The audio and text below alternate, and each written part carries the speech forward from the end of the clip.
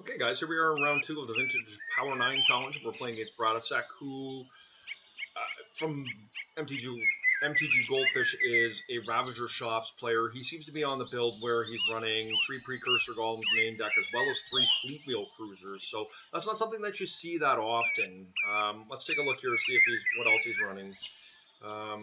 Yeah, of course, he's got 4 Foundry Inspectors, Ravagers, yeah, 1 Metamorph. So the deck looks pretty good. We have difficulty with definitely with precursors and fleet wheels, but once we get stabilized, I feel like we're in pretty good shape. Yeah, so this is going to be a tough match. Unfortunately, we did lose the die roll here. So let's see what we can do.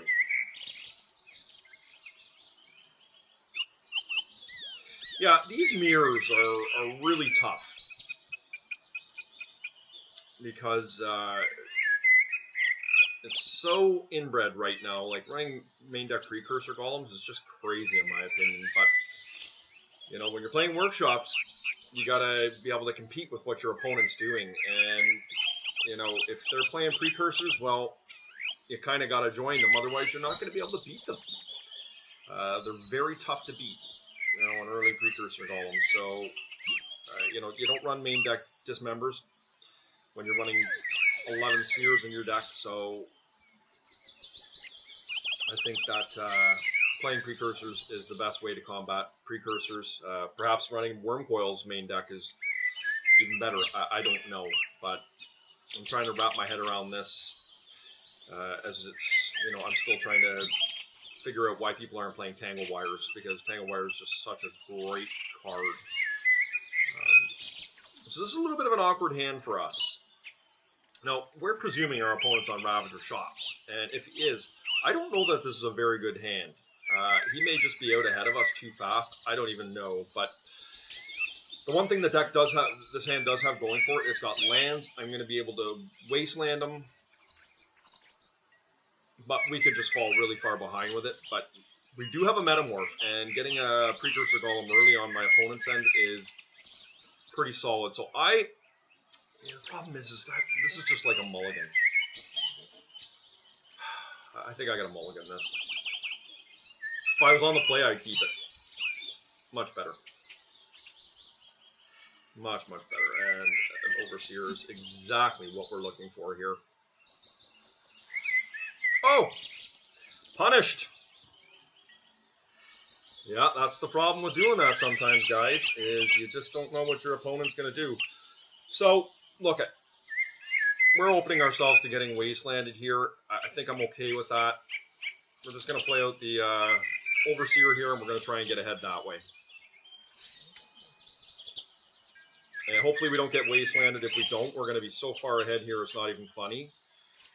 Having said that, now if my opponent drops a Stony Silence on us here, oh, wow. Wow. Okay.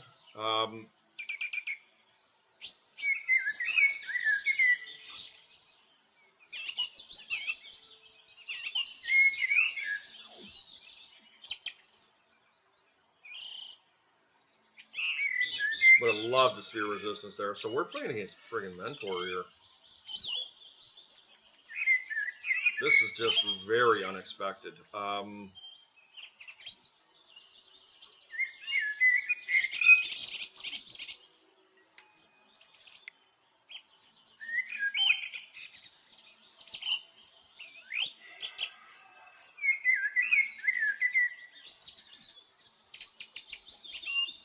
Ballistic for 1. I mean, I think that's fine. I figure let's just get out ahead here while we can, right? This is really not perfect, but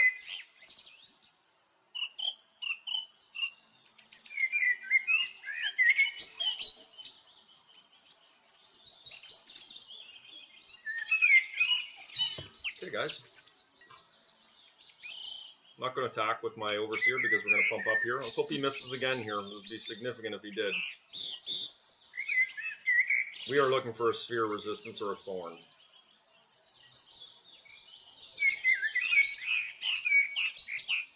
Hopefully we don't get STP'd here. Yep, we did.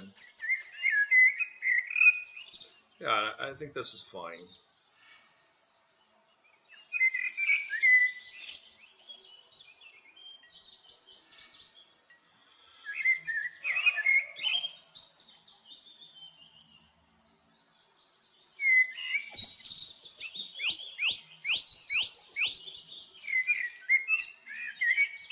Well, I think Black Lotus is the card that scares me the most out of Mentor builds.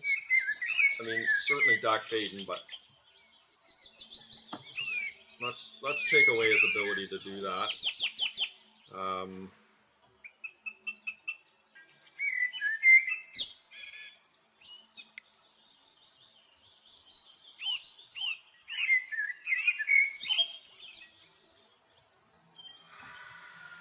Very reasonable for us to sacrifice the Mox Emerald there, by the way.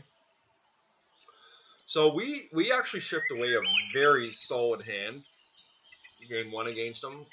Like our Trinisphere would have got countered, our Chalice, one of our Chalice or our Trinisphere would have survived, but that's one of the things, where you can get punished is when you pay attention too much to what online results are, like what people play. Now, I certainly have seen Bradisek around, but he's only ever played Ravager Shops. Likely as evidenced by the way he played that holding a one-lander against me, because most people know I play Workshops, and holding a one-lander is not a winning recipe typically, but regardless. So what are we going to do here? I think our deck is just really well positioned against these type of decks. I don't know that we need to do a whole lot here. I mean, we could bring in Dismember for a Mentor, but I'm not keen on that. We'll use our Ballistas to mop things up if we have to. I just like where we're at here.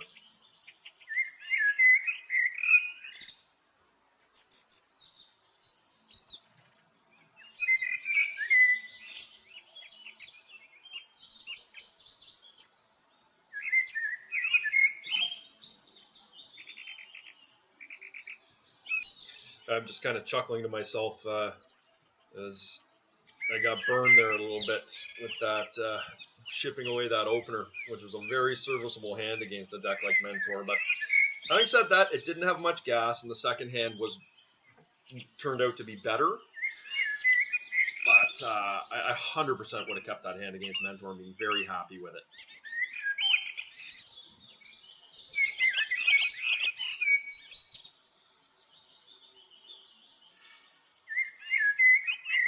Okay, this is a really high-risk hand on my end. But it is serviceable. I'm going to keep it. I mean, look at... I'm taking a lot of damage, but I'm also putting on a lot of pressure. Like, this is a very reasonable hand. Now, there's some things that have to go right for me.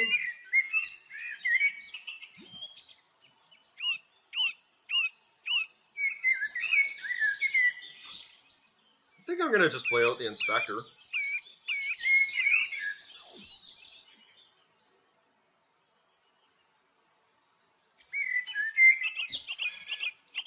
And just hope this works. I mean, certainly it may not, but most people don't counter an Inspector, but in this is a position where it's quite reasonable to do so. And the Inspector is definitely going to be... Yeah, so he's probably just playing around my sphere here. He's going to force this one. Yeah. So it looks like this could be a Steel Sabotage or an STP here. Nope. Ancestral's fine. Hopefully he didn't get a force here. Yeah, so it looks like he did. He didn't. Oh, wow. I mean, look I'm not happy that he got an Ancestral there, but, you know, we're going to be able to do some pretty good work here if my board is left unaccosted. Like, he may play a Mox here.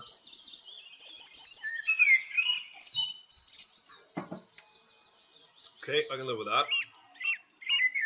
Hopefully he doesn't remove anything here with an STP, and he did. So that's a little unfortunate for us. This is where we're going to start to get into trouble here.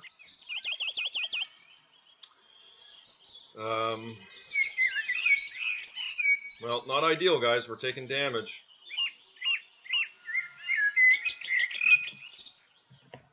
Take his white source away, and yeah.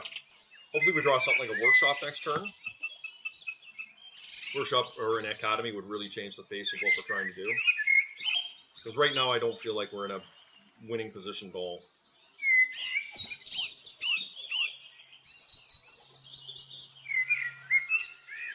Alright.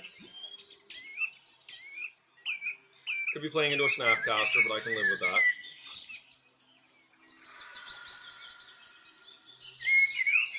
Ballista at 1 just feels so lousy, doesn't it?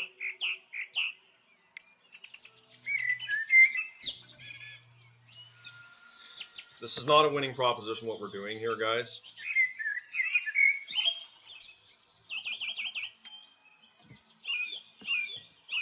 We really need to draw some other lands here. Yeah, so we're losing this game for sure. Just having this mana crypt here is so bad for us. Mentor, yeah. Workshop would help us here a lot. Academy. Boundary Inspector. That's not going to really do it.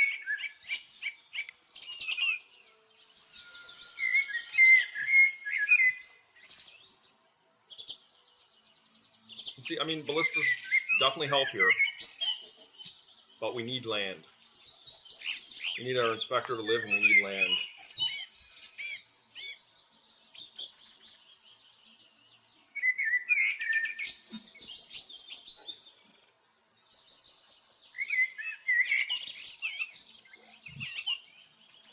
You know, we've gone multiple turns without drawing a land now.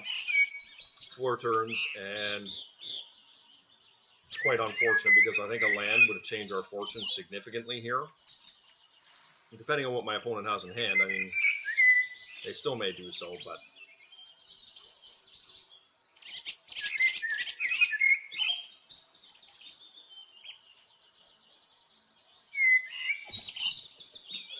He's got 3 active lands against me because I've got the 2 spheres, and oh, actually 4 because I don't have the Revoker anymore.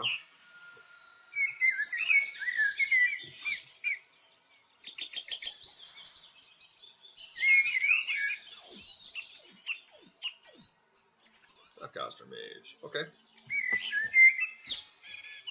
Very good. Gets rid of my Inspector. He's going to get a Monk token out of it, which is bad for me.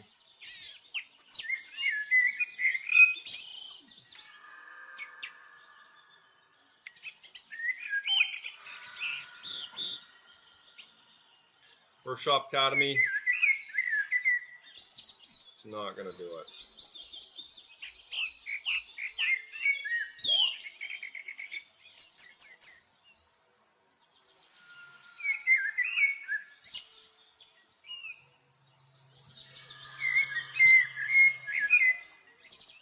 Sucks, but we had to do it, guys. Well, I think the sequence of things we're going to need to happen here for me to have a chance is, one, I can't have my opponent doing much. Yeah, that's pretty much game because now he's going to put me down at 4. Yeah, don't think I can get out of this now. I was going to say is we need to draw the Workshop / Academy here. Be able to put out a big Ballista, blow all the stuff up, be able to have Ballista sitting here left over. And we need to follow that up with a Ravager to be able to get rid of the Mana Crypt. And have a Mana Crypt flip to put us into potential lethal. So, my opponent had it. He's got the win here. You know, he just had all the answers, and we had a pretty mediocre hand. We weren't able to pressure him because he had all the removal. But being on the play here is definitely good for us, and yeah, hopefully we can just pressure him and get him.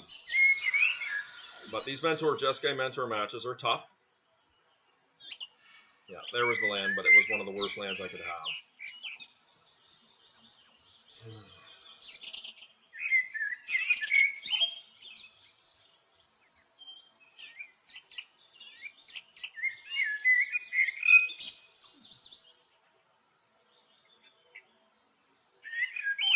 Yeah, I'm going with this, guys.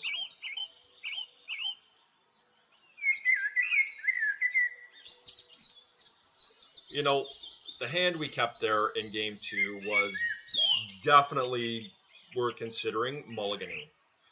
There's no doubt about that.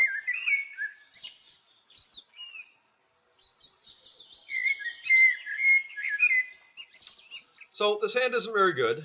I mean, I got a double sphere, but I'm going to keep it. I'm going to try and get a...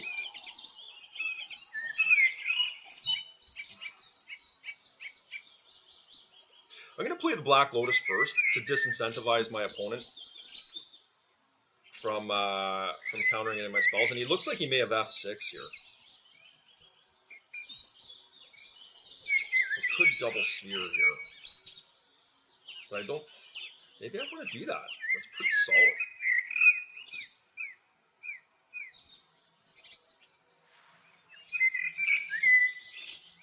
Okay, so no, he has not F6. He's thinking about things here.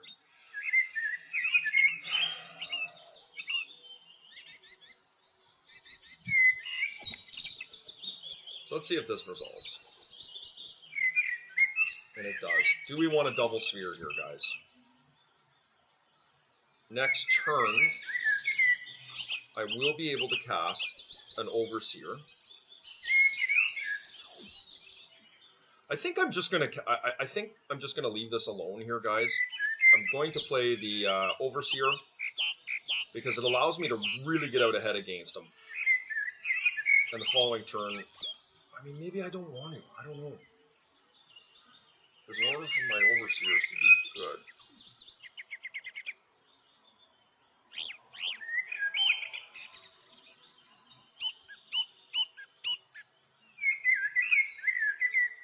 this is high risk, because if he's a Mox in hand, I'll feel really silly. Oh, okay, so we did it right, guys.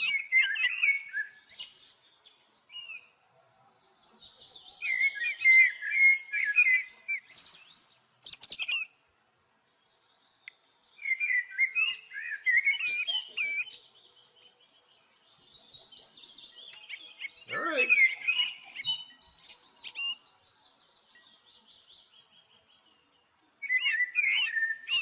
One lander he kept against me. Jeez. All right.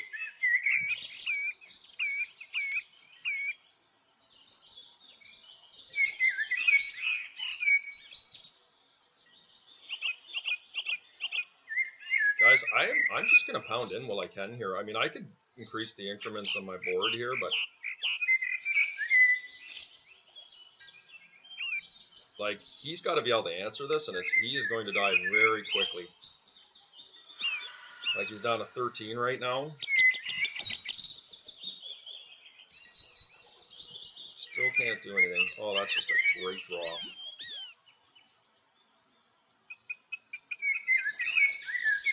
Right, I'm going to hit him for 5, 8, 9. Or I could hit him for 4, 7, 10. Or do I put the Raptor out here? No, I'm just going in.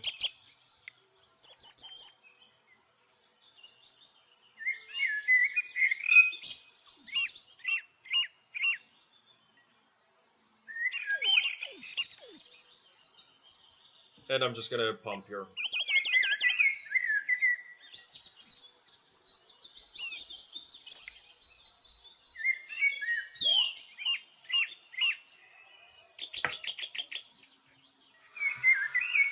So, he's facing lethal from every single one of my creatures here. Yeah.